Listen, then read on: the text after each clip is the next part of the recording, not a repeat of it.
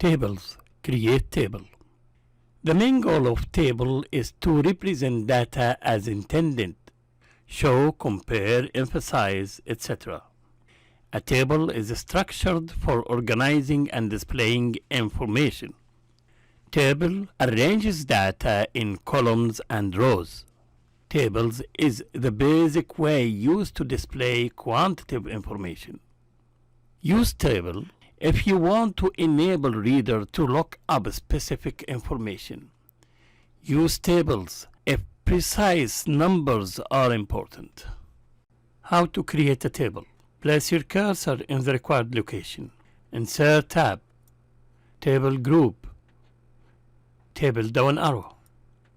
Insert table. Type in the number of column. Let it be 3. Type in the number of rows. Let it be 5. And then OK. You can also draw your table. Insert tab. Table down arrow. And draw table. Draw the outer border first. Then draw your column. Draw your rows. And that's it. For shortcut, place your cursor where you want to make a table and plus tab plus tab plus tab. How many columns? Make tabs and then enter. This will make you a table, a small table. You can resize the table, resize column, even resize rows.